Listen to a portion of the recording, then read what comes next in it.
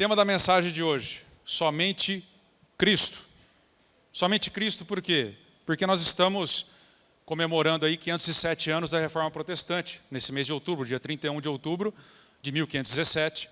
Lutero, então, crava as 95 teses na Catedral de Wittenberg e a Reforma Protestante, então, acontece ali, né? Naquele momento marcante. Das 95 teses, como vocês sabem, ficaram 5 solas, ou 5 somentes, criados aí pelos seus discípulos, né? Somente a Escritura, somente a graça, somente a fé, somente Cristo e somente a Deus toda a glória. São 5 pilares aí que nós usamos como baliza na comunidade Amor e Graça, como confissão de fé, que nos balizam na interpretação das Escrituras, tá bom? Então nós estamos comemorando essa data e você pode assistir às outras ministrações que foram feitas em anos anteriores, vai estar na descrição do vídeo, você que nos assiste em casa e você que está aqui, as pregações referentes somente à graça, somente à fé e somente à Escritura, feitas em anos anteriores. Você pode assistir em conjunto com essa, porque estão relacionadas. A única questão que eu quero ressaltar e ressalvar é que essa data é comemorada por nós, mas de uma forma bastante humilde. Porque nós entendemos que o tesouro da igreja, que é o Evangelho, segundo disse o próprio Lutero, o reformador, ele não pertence ao mundo protestante.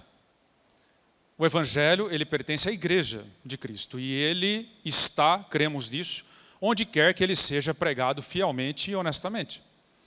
Portanto, nós comemoramos essa data não com desprezo aos nossos irmãos de outras vertentes cristãs, aos nossos amados irmãos de outras vertentes, em especial a Igreja Ortodoxa e Católica.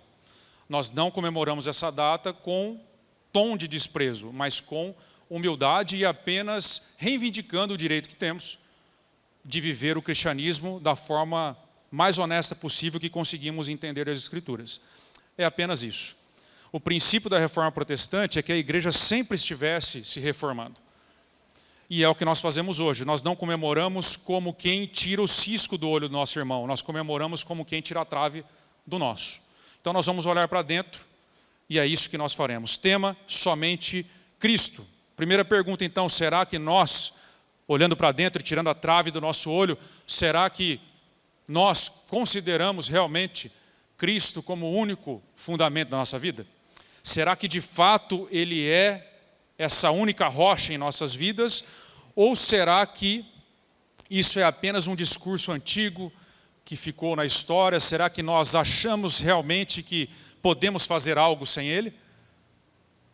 Ou será que nós confiamos apenas nele para vivermos a nossa vida em todas as áreas dela? É nisso que nós, com base nisso que nós vamos olhar para o texto hoje, amém? Se você quiser acompanhar comigo, Evangelho segundo João, a partir do capítulo 15, a partir do verso 1. Nós vamos ler aí o capítulo inteiro, vai estar na tela também. João 15, a partir do 1. Diz assim a revelação escrita. Eu sou a videira verdadeira e meu pai é o agricultor. Todo ramo que estando em mim não dá fruto, ele corta. E todo que dá fruto, ele poda, para que dê mais fruto ainda. Vocês já estão limpos pela palavra que lhes tenho falado. Permaneçam em mim, e eu permanecerei em vocês. Nenhum ramo pode dar fruto por si mesmo, se não permanecer na videira. Vocês também não podem dar fruto, se não permanecerem em mim. Eu sou a videira, vocês são os ramos. Se alguém permanecer em mim e eu nele, esse dá muito fruto, pois sem mim vocês não podem fazer coisa alguma. Se alguém não permanecer em mim, será como o ramo que é jogado fora e seca. Tais ramos são apanhados, lançados ao fogo e queimados. Se vocês permanecerem em mim e as minhas palavras permanecerem em vocês, pedirão o que quiserem e lhes será concedido. Meu Pai é glorificado pelo fato de vocês darem muito fruto, e assim serão meus discípulos. Como o Pai me amou, assim eu os amei. Permaneçam no meu amor. Se vocês obedecerem aos meus mandamentos, permanecerão no meu amor, assim como tenho obedecido aos mandamentos do meu Pai, e em seu amor permaneço. Tenho-lhes dito essas palavras para que a minha alegria esteja em vocês, e a alegria de vocês seja completa. O meu mandamento é este: amem-se uns aos outros como eu os amei. Ninguém tem amor maior do que aquele que dá a sua vida pelos seus amigos. Vocês serão meus amigos se fizerem o que lhes ordeno. Já não os chamo servos, porque o servo não sabe o que o seu senhor faz. Em vez disso, eu os tenho chamado amigos, porque tudo que eu ouvi do meu Pai, eu lhes tornei conhecido. Vocês não me escolheram, mas eu escolhi para irem e darem fruto, fruto que permaneça, a fim de que o Pai lhes conceda o que pedirem em meu nome. Este é o meu mandamento: amem-se uns aos outros. Se o mundo os odeia, tenham em mente que antes odiou a mim. Se vocês pertencessem ao mundo, ele os amaria como se fossem dele. Todavia vocês não são do mundo, mas eu os escolhi, tirando-os do mundo. Por isso o mundo os odeia. Lembrem-se das palavras que eu lhes disse: nenhum escravo é maior do que o seu senhor. Se me perseguiram, também perseguirão vocês. Se obedeceram à minha palavra, também obedecerão a de vocês. Tratarão assim vocês por causa do meu nome, pois não conhecem aquele que me enviou. Se eu não tivesse vindo e lhes falado, não seriam culpados de pecado. Agora, contudo, eles não têm desculpa para o seu pecado. Aquele que me odeia, também odeia o meu Pai. Se eu não tivesse realizado no meio deles obras que ninguém mais fez, eles não seriam culpados de pecado. Mas agora eles as viram e odiaram a mim e a meu Pai. Mas isso aconteceu para se cumprir o que está escrito na lei deles: odiaram-me sem razão. Quando vier o conselheiro, que eu enviarei a vocês da parte do Pai, o Espírito da verdade, que provém do Pai, ele testemunhará ao meu respeito. E vocês também testemunharão, pois estão comigo desde o princípio. Amém. Até aqui. Graças a Deus, uma palavra incrível que Jesus disse aí, palavras de despedida, que João nos deixou esse tesouro para a igreja. É um texto difícil, e a primeira chave para compreendê-lo é entendermos o que se trata a expressão videira verdadeira. Jesus afirmou: eu sou a videira verdadeira, meu Pai é o agricultor. Eu sou a videira, vocês são os ramos. Se alguém permanece em mim e eu nele, esse dá muito fruto, pois sem mim vocês não podem fazer coisa alguma. Ou seja, se ele diz que ele é a videira verdadeira, então tem que haver uma outra videira que não é exatamente a verdadeira. E aí, para a gente compreender isso, nós temos que lembrar que Jesus está falando com judeus, e como judeus, nós precisamos entender então o Antigo Testamento, o que chamamos hoje de Antigo Testamento. Porque o que chamamos hoje de Antigo Testamento é a Bíblia que esse pessoal tinha na mão quando Jesus falou. O Novo Testamento ainda não havia sido escrito. Ou seja, o que eles tinham de escritura era o que conhecemos hoje como Antigo Testamento. Precisamos buscar lá essa expressão. E ela é encontrada tanto no Salmo 80 quanto em Ezequiel 15. Vai estar na tela aí se você quiser acompanhar, vou usar o Salmo 80, no verso 8, para entendermos o que se trata essa expressão. No Salmo 80, o salmista diz assim, no verso 8: do Egito trouxeste uma videira, expulsaste as nações e as plantaste. Ou seja, quem que veio do Egito? Quem que saiu do Egito? Israel, certo? O povo foi tirado do Egito. Então do Egito trouxeste uma videira. Deus trouxe uma videira do Egito, expulsou as nações de onde? Da terra prometida, e a plantou. É isso que o salmista está aqui falando de forma figurada. Depois no verso 14, para a gente economizar tempo: toma conta desta videira, da raiz que a tua mão direita plantou, do filho que para ti fizeste crescer. Filho aqui, Israel. Israel entendia-se como o filho de Deus. Por isso que quando Jesus diz, eu sou o filho, Israel se revolta tanto, os fariseus. Eles entendiam que eles eram o único filho, a videira, né, que Deus plantou. E aí ele continua: tua videira foi derrubada, como lixo foi consumida pelo fogo, pela tua repreensão o teu povo perece. Aqui está dizendo do exílio. Quando Israel é enviado ao exílio, é cortado, né, é como um ramo que secou, como Ezequiel fala na visão de ossos secos, por exemplo. que aquele vale era sequíssimo, ou seja, aquilo representava a condição espiritual de Israel, que havia se desconectado da videira verdadeira, que estava sendo corrigido por Deus. Portanto, o pano de fundo, tanto do Salmo 80 de Ezequiel, é o exílio. Deus mandando o povo para o exílio, é essa videira derrubada, essa videira consumida pelo fogo consumidor e purificador de Deus. E nós sabemos que Deus manda Israel para o exílio com um objetivo muito específico, que não era destruir o povo, era corrigir esse povo, era para tentar arrancar algum fruto, produzir algum fruto nesse povo que estava infrutífero, que havia se tornado orgulhoso demais, ao ponto de achar que não precisava de Deus, quando começa a partir para outros deuses na sua idolatria, quando começa a adorar outros deuses, e se esquece de Deus achando que poderia viver dessa forma. Então Deus os manda ao exílio com o intuito de ganhá-los, com o intuito de recuperá-los. Tanto é que em Romanos 11 fala desses ramos que é Israel, sendo enxertados de novo na videira, os ramos originais. O que Deus quer, então, é corrigir o seu povo. E aí vem Jesus e diz exatamente essas mesmas palavras. Ele diz, olha, vocês pensam que são a videira das videiras. Vocês pensam que por ser a nação escolhida, tem a vida em vocês mesmos. Mas eu sou a videira verdadeira. Vocês são os ramos. Sem mim, Israel nada pode fazer. O povo de Deus nada pode fazer. Porque eu sou a vida e a ressurreição. Em mim está o poder que flui para vocês, não em vocês. Sem mim vocês não podem fazer nada, vocês são ramos. Portanto, o que Jesus está dizendo, o que o texto diz, é do perigo do povo de Deus viver uma vida achando que é a videira, ao passo que somos ramos.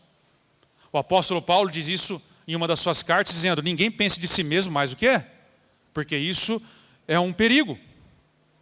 O perigo aqui é achar que podemos de alguma forma frutificar por nós mesmos, que não dependemos de Deus para frutificar no reino de Deus, que podemos fazer algo por nós mesmos e que não dependemos dele para isso.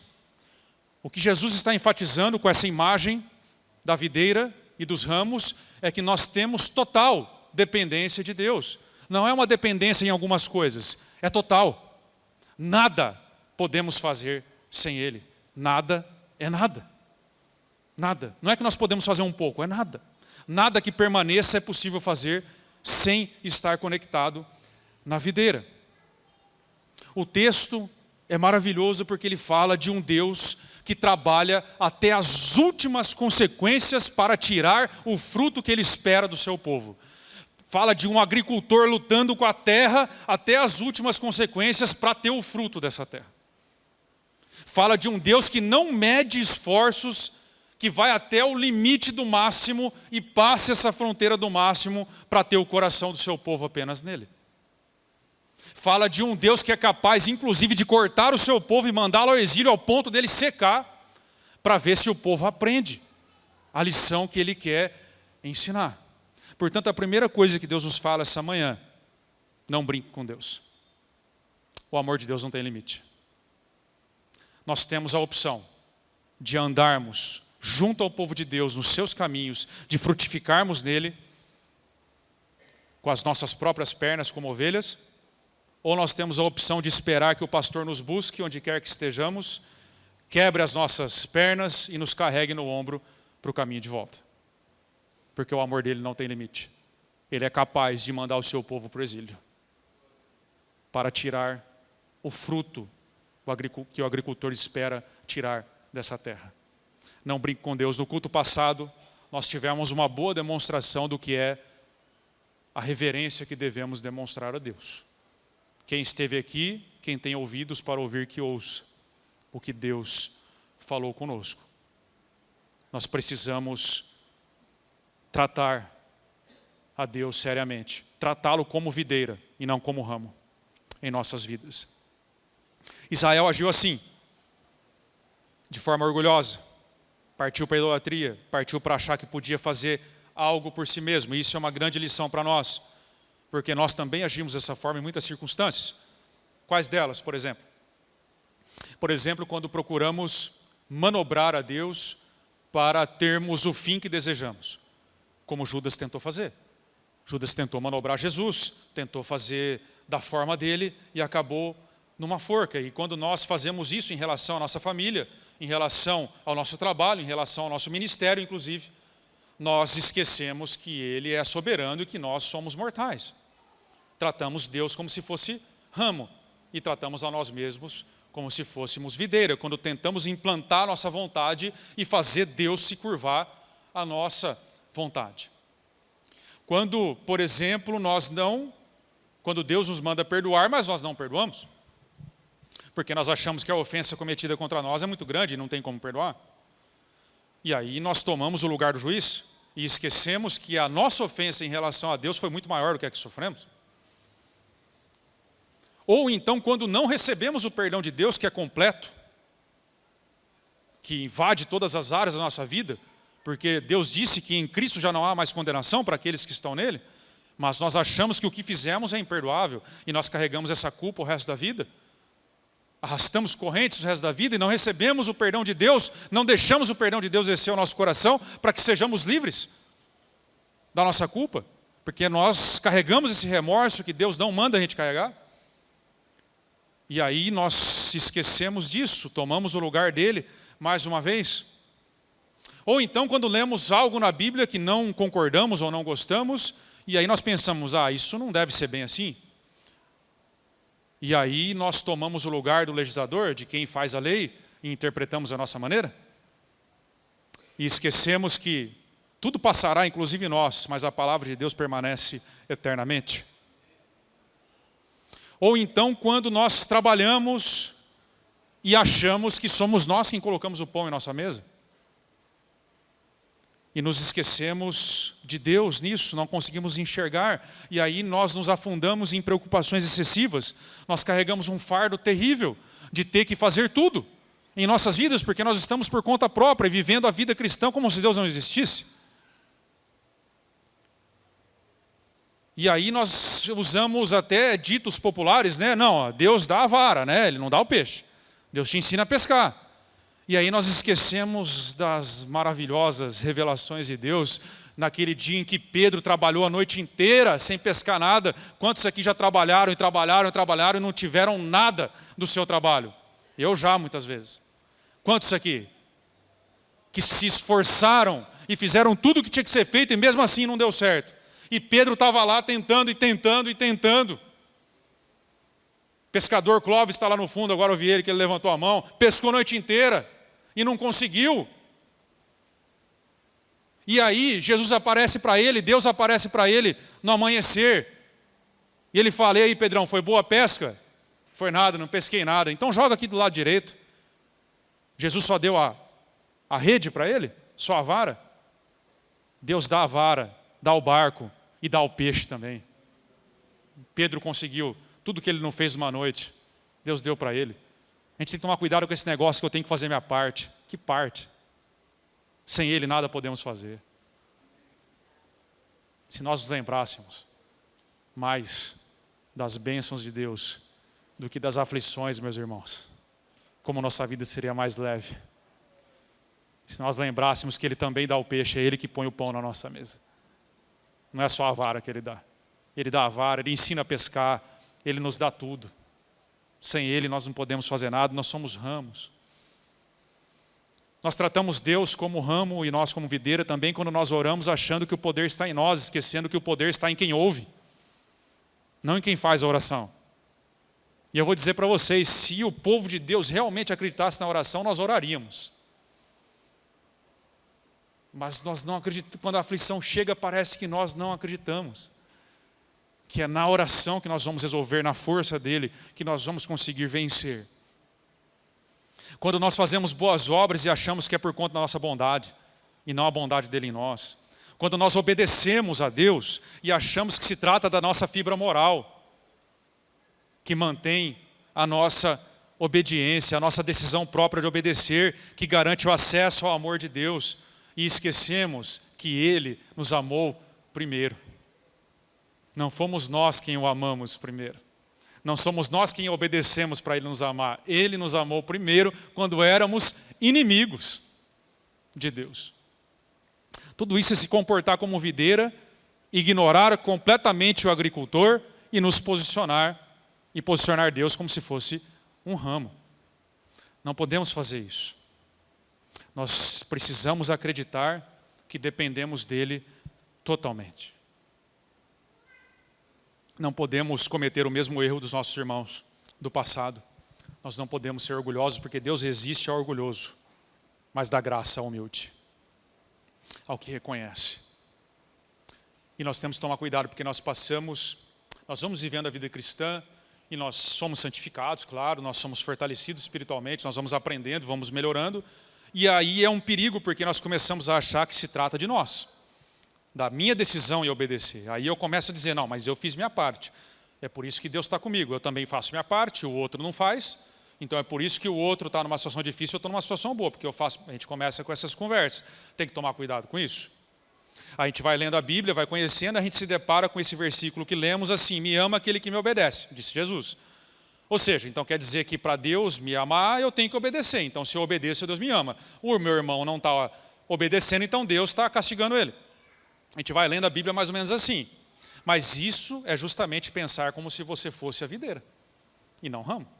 É justamente isso que o texto está advertindo, porque a leitura correta desse versículo é, me ama quem me obedece, mas só me obedece quem está conectado na videira.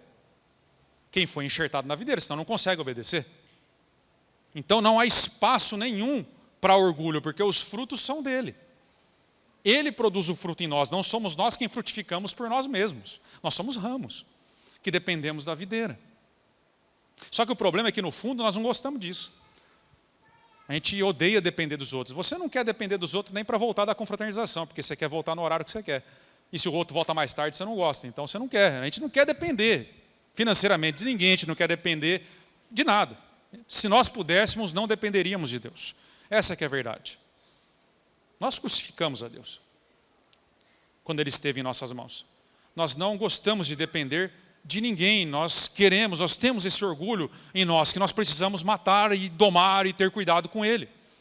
Mesmo depois de conhecer Jesus, nós temos isso na cultura, inclusive, de sermos independentes, totalmente independentes.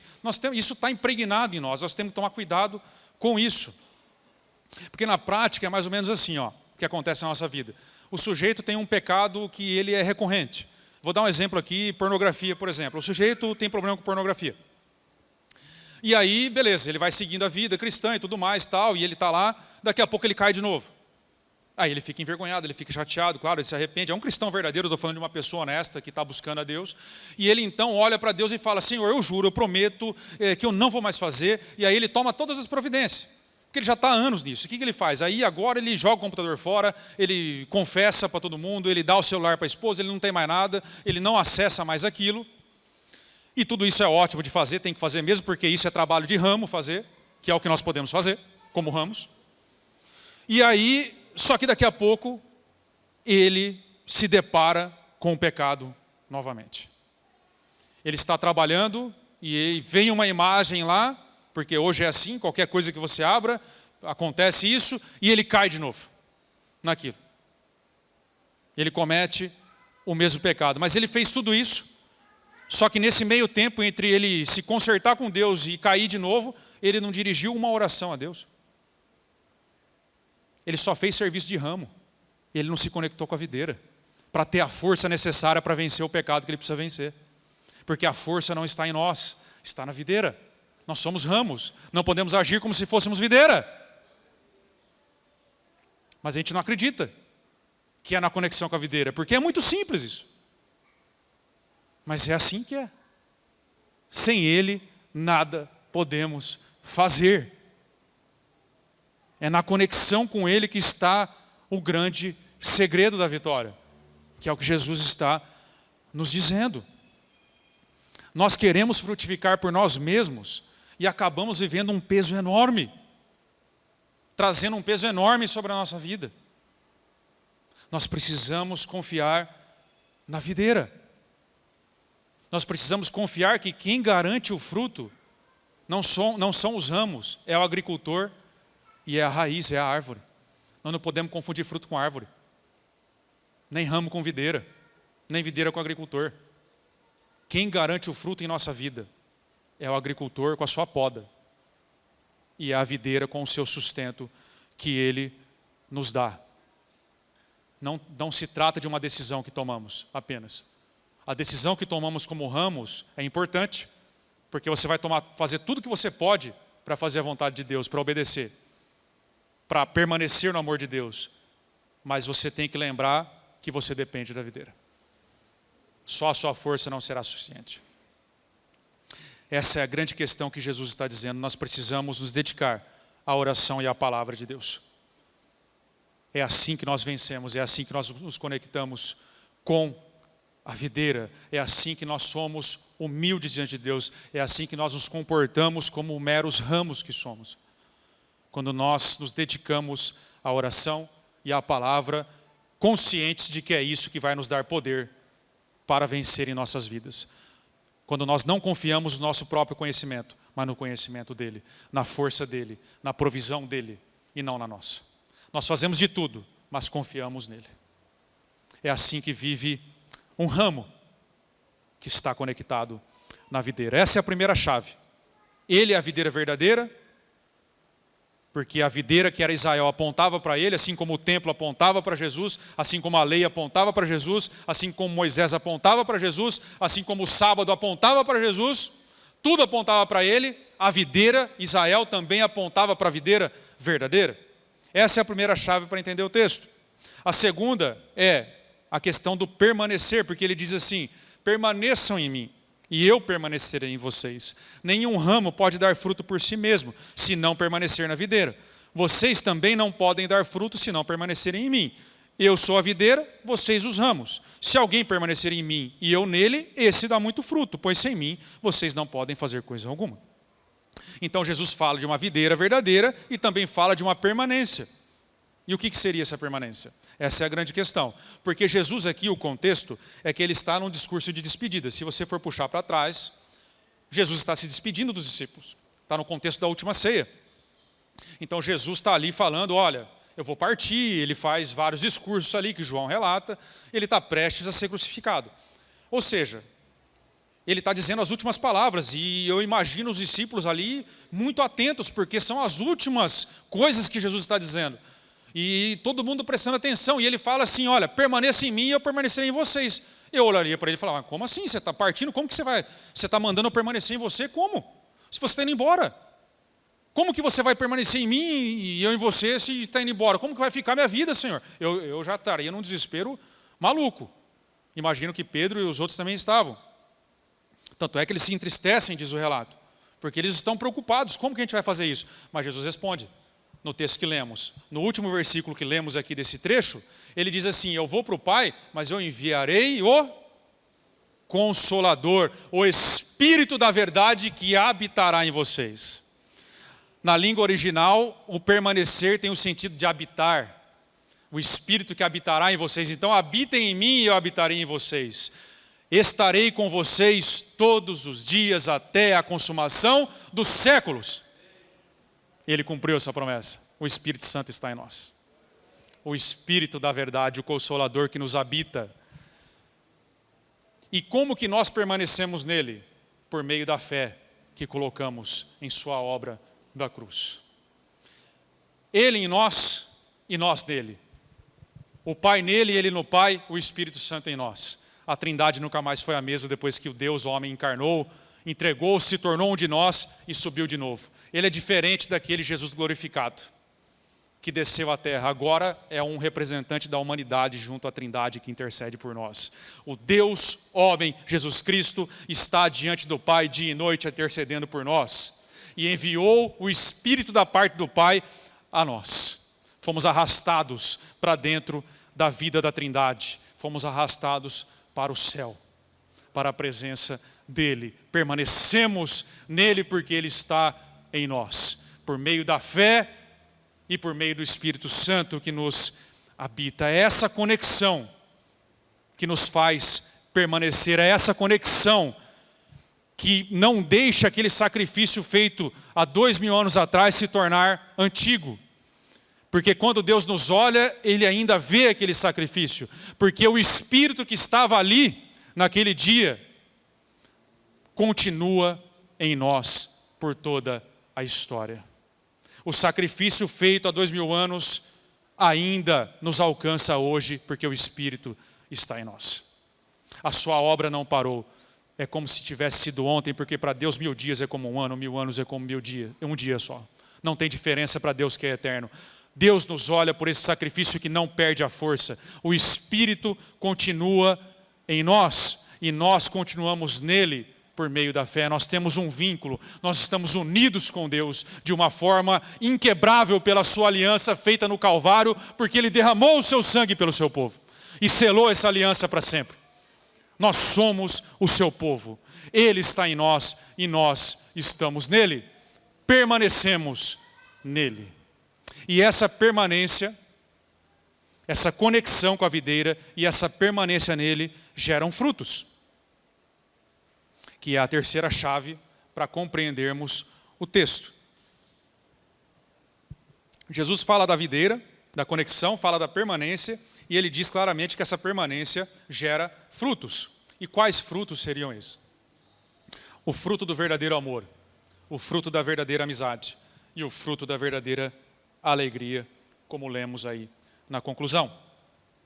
Você precisa entender esse texto a partir do verso 9, anote aí para você ler na sua casa, como uma explicação de tudo que Jesus falou, porque Jesus está dando uma ideia inicial, uma imagem, uma metáfora. Ele é a videira, nós somos o ramo. Ele é a videira verdadeira e nós somos os ramos. Essa é a imagem que ele dá de conexão, de dependência. E tudo que ele fala nesse capítulo depois é para explicar essa imagem. Então, assim, quando Jesus diz que ele é a videira e nós os ramos, é a mesma coisa que dizer que não fomos nós quem o escolhemos, foi ele que escolheu a nós. Não fomos nós quem o amamos, ele nos amou primeiro. Ele está dizendo, eu vim primeiro, vocês dependem de mim. Se não fosse eu, vocês não teriam como me amar. Se não fosse eu, vocês não teriam como me obedecer. Se não fosse eu, não teria como vocês terem vida. Vocês morreriam, seriam cortados, não frutificariam. Então, é isso que quer dizer. Não foram vocês que me escolheram, eu escolhi a vós, ele está dizendo. Não foi Jesus quem escolheu os discípulos? É isso que ele está dizendo ali. É a mesma coisa que dizer que nenhum servo é maior que o seu senhor. Ou seja, se eles me odiaram, eles odiarão vocês também. Não tem como ser diferente. Se eles te perseguiram, vão te perseguir também. E se alguns me obedeceram, alguns obedecerão vocês também. Mas essa obediência não tem a ver com vocês, com o ramo, tem a ver com a videira. Essa perseguição não tem a ver com vocês, tem a ver comigo. E eu sou a videira, vocês os ramos. Essa é a ideia do capítulo inteiro, é isso que ele está dizendo. É pela conexão com a videira que frutificamos. Então o agricultor planta a videira. O trigo morre na terra e nasce esse broto no deserto, que é a alegria de todos, como diz Isaías. O agricultor, que é o pai, planta a videira. A videira possibilita que os ramos tenham vida, porque ele flui da água do Espírito pelos nossos desertos, possibilitando que haja vida onde só havia morte, nos fazendo nascer de novo, nos fazendo ter vida abundante, nos fazendo ter amor e alegria, e amizades verdadeiras e relacionamentos verdadeiros, coisa que nunca poderíamos ter por nós mesmos. Só existimos porque Ele existe, só existimos nele, não existe vida fora dele. Ele é a ressurreição e a vida. Só a vida se a água do Espírito chegar até o nosso jardim. É isso que ele está dizendo. Ele explica que essa conexão permanente vai gerar esses frutos em nossas vidas. Nós podemos esperar por isso. E nós precisamos crer com todas as forças que o Espírito Santo, que Deus, na nossa espiritualidade, Ele produz realmente fruto em nós. Cristianismo não é manual, é vida verdadeira. Não é que Deus nos deu um manual de ética de como devemos viver por nós mesmos. Ele produz vida em nós, por meio do Espírito. Ele faz em nós. Ele não nos ensina como fazer apenas, Ele faz em nós. Ele frutifica em nós. O fruto é do Espírito. O fruto não é do ramo. O fruto é dele, que Ele produz em nós. O fruto do amor, da amizade. Ou seja, amizade e relacionamentos corretos. E o fruto da verdadeira alegria que esse mundo não pode ter. Somente em Cristo, irmãos, frutificamos o verdadeiro amor e a verdadeira amizade. O contrário do amor é desobediência, segundo Cristo, segundo o texto. O contrário do amor é desobediência. Só que é o seguinte, esse mundo está desconectado da videira. Esse mundo está morto, é como um galho que está seco. Portanto, ele não vai entender o amor como obediência, ele vai separar amor de obediência, porque o amor nos padrões desse mundo é se você for livre e deixar o outro livre, e liberdade para esse mundo não quer dizer liberdade das amarras do pecado, quer dizer fazer o que eu quero, na hora que eu quero, do jeito que eu quero, e pouco importa a opinião do outro e porque eu quero. Esse é o amor que está no dicionário, o padrão desse mundo, mas o amor bíblico está longe disso, porque o texto diz, ninguém tem maior amor do que aquele que dá a vida pelos seus amigos. Amem-se uns aos outros como o Pai me amou e eu amei vocês. Esse é o padrão.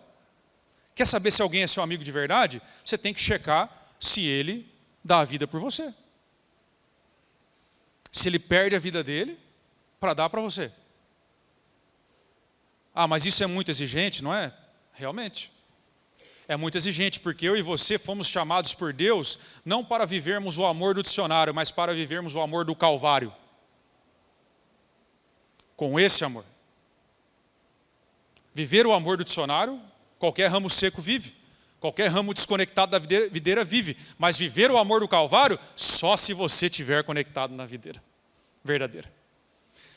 Que o Espírito Santo esteja fluindo a sua vida para nós. Aí é possível viver esse amor de dar a vida pelo outro. Citei aqui no primeiro culto que todos nós temos que ter um amigo assim, um relacionamento assim. Todos nós temos que ter. A igreja e a conexão com o Pai proporciona isso. Nós temos que ter alguém assim. E eu tenho alguém assim, citei, no caso aqui, tenho outros, mas citei o pastor Anderson, o Cacá, que sempre me recebeu. Citei o exemplo aqui, estou citando de novo para ficar registrado, porque o primeiro culto não gravou, deu problema. O que acontece? Eu estava em outra congregação, ele também congregava, e chegou uma pessoa lá que eu tinha um problema, eu tinha acabado de ter um problema grave com essa pessoa. E a pessoa começou a frequentar aquela igreja, não era daquela igreja, para me atormentar ali. O que ele fez? Ele colocou a cabeça dele a prêmio, ele chegou lá e disse o seguinte, você não pode entrar. Não, como que eu não posso entrar na igreja? Você não pode entrar, porque você está vindo aqui para atormentar meu amigo, você não vai fazer isso, não. Não, você pode ir na sua, por que você está vindo aqui? O rapaz não está pronto ainda, não conseguiu ainda curar o coração, você vai abrir essa ferida para troco de quê? Não vai, pisar no meu amigo. Nessa época da minha vida eu estava tão ruim que até o armário embutido da minha casa estava desabando. Desabou o armário da cozinha, simplesmente ele desabou o armário com tudo dentro. E eu já não estava bem, eu estava em depressão grave, já contei outras vezes aqui. Falei com o Cacá, porque quem está em depressão sabe, qualquer coisa que acontece, aquilo vira um trem na sua vida. E aconteceu aquilo, eu falei, meu Deus do céu, Deus está amaldiçoado essa casa, não é possível, caindo o armário embutido. Falta mais nada acontecer. O Cacá foi lá e arrumou meu armário, largou tudo que ele estava fazendo e arrumou meu armário na hora. Só para me ver bem. Amigos assim que nós precisamos. Que dão a sua vida. Que amam com o amor do Calvário. Porque ele poderia pensar, não, isso aí passa, ele está exagerando e tal. Ele entendeu minha aflição. Me atendeu. São amigos assim que nós temos que ter e ser na vida do outro. Porque isso só é possível dentro do povo de Deus. Porque para ter um amor assim, só se estiver conectado à videira. Só se os dois estiverem conectados à videira. Nós precisamos ter um amor que não seja algo parecido com o amor seco desse mundo. Algo que os galhos secos possam olhar para os ramos que frutificam e dizer, meu Deus, eu quero ser enxertado nessa videira. Que amor que esse povo tem um pelo outro. Porque João mesmo disse que o mundo viria a Deus quando percebesse que nós fôssemos um só. Quando nós demonstrássemos o amor do Pai. Essa é a tarefa. Nós não temos a tarefa de mostrar o amor de Deus como se fosse um museu.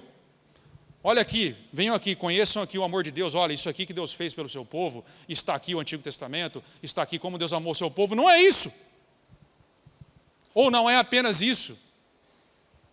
Nós estamos aqui para demonstrar o amor de Deus hoje. pelas pessoas. Um amor que não é comum hoje, porque esse Espírito que flui para nós, porque estamos conectados na videira, manda essa vida e esse amor para dentro de nós. Jesus disse, assim como o Pai me amou, eu amei vocês. Como Deus nos ama, devemos amar.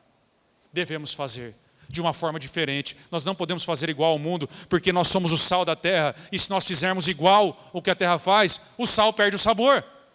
Se você jogar sal em cima do sal, não acontece nada, porque são iguais. Agora, se você jogar sal em cima do teu churrasco, aí o seu churrasco se torna quem ele deveria ser, porque alguém come churrasco sem sal, por um acaso? Mas quando você joga o sal no seu churrasco, você torna ele o melhor que ele poderia ser. O potencial máximo, assim somos nós jogados sobre essa terra.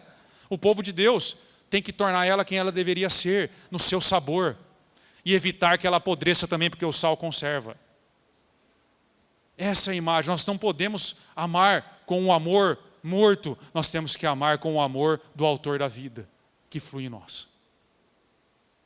E assim desenvolvermos relacionamentos verdadeiros e diferentes desse mundo.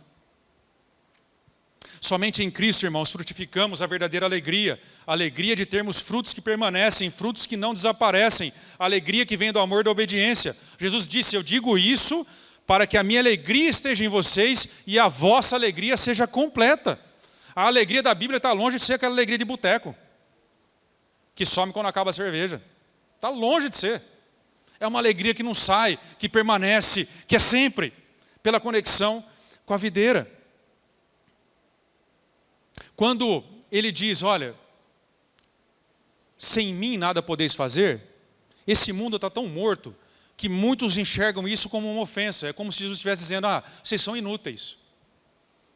O capacitismo, né, desse mundo, dos ouvidos pós-modernos, que nós temos que fazer e sermos independentes, e temos que fazer por nós, e trilhar o nosso caminho, e fazer as nossas leis, e fazer a nossa própria história, e sermos autênticos, né, tudo isso tem matado os cristãos, porque isso é cultural, e nós estamos mergulhados na cultura, mas nós precisamos acusar as narrativas falsas da cultura.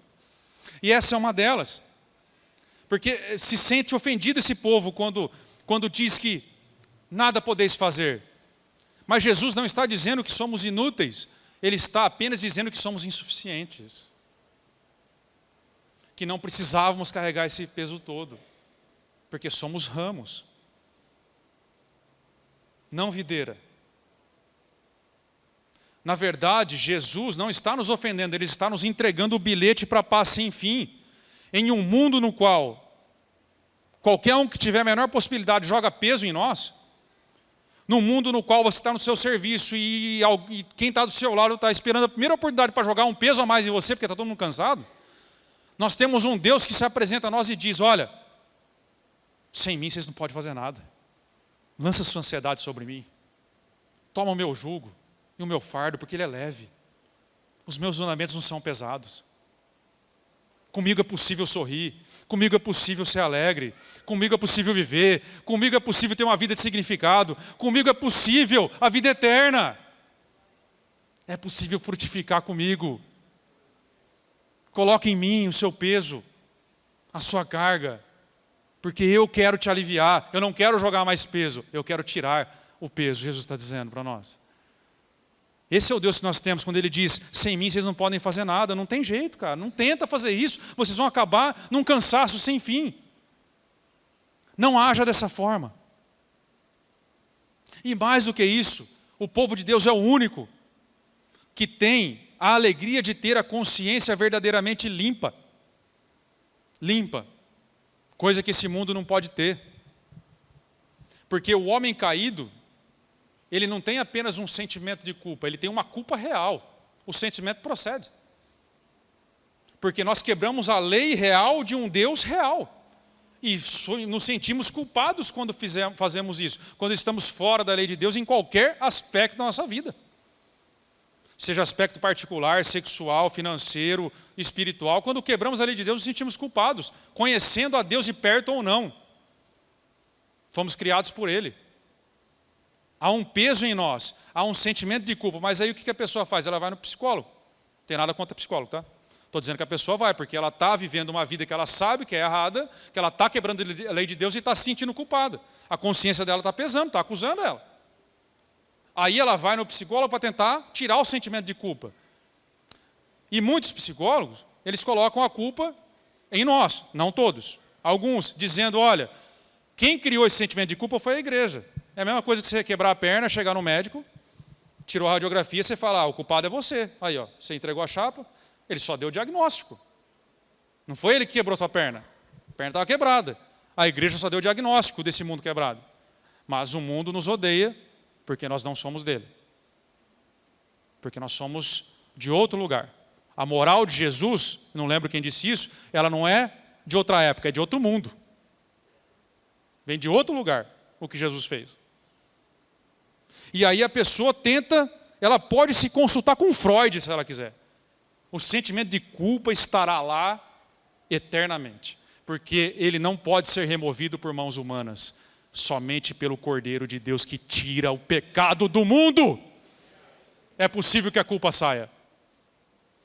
E ele tirou a nossa culpa, porque ele tirou o pecado do mundo, ele acabou com o mal no mundo e ele nos entregou a sua salvação. E nós estamos enxertados nele. Isso é obra de Deus, não é obra humana.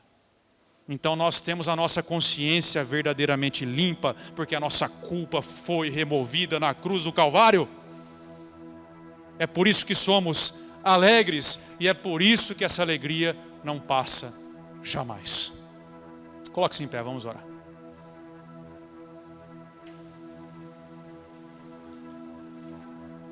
Quero orar com você que compreendeu que de alguma forma se desconectou da videira. Nós vamos orar, depois teremos uma música. Se você entendeu que se desconectou da videira, se você está longe, se você entendeu que começou a caminhar e começou a caminhar pelo seu esforço próprio, ou se você está muito cansado, suportando tudo nos seus ombros, você saiba que pode viver uma vida que não depende só de você, porque não depende mesmo. Jesus disse que Ele é a videira. Se você quer encontrar esse lugar de descanso, se você quer se reconectar à videira, feche seus olhos, põe a mão no seu coração. Vamos orar. Você está diante de Deus. Você está diante da videira verdadeira, do autor da vida. Senhor, eu quero colocar a vida do seu povo nas suas mãos. Ô Senhor, levanta o cansado, Senhor. Ensina-nos, Senhor, a depender completamente de Ti. Ensina-nos o caminho da oração e da palavra, Senhor. Ensina-nos a cuidar da videira, Senhor, da conexão com a videira, para que nós tenhamos a vida em nós. Nos livra, Senhor, do orgulho de achar que podemos fazer tudo pela força do nosso braço. Nós somos apenas ramos, Senhor. Eu quero te pedir, ajuda o seu povo, Senhor, a encontrar esse lugar de paz. Esse lugar que não vem tão facilmente, Senhor. Mas que todos nós possamos a cada manhã ajoelhar-nos, fazermos, Senhor, a leitura da Tua palavra de salvação e nos alimentarmos do Teu Espírito Santo, para que nós possamos vencer esses dias difíceis, Senhor. Nos livra do orgulho de confiar em nós mesmos e nos dê humildade, Senhor, de ajoelharmos todos os dias, buscando a Tua presença, Senhor, e a Tua força. Ó Deus, nos ajuda. Ajuda o Teu povo, Senhor, com paz, com vitória, com amizades verdadeiras, com o amor, Senhor, que flui do Teu trono de graça, com a alegria da salvação em nós, Senhor. É isso que eu te peço. Coloco cada um nas Tuas mãos, em nome de Jesus. Amém e amém.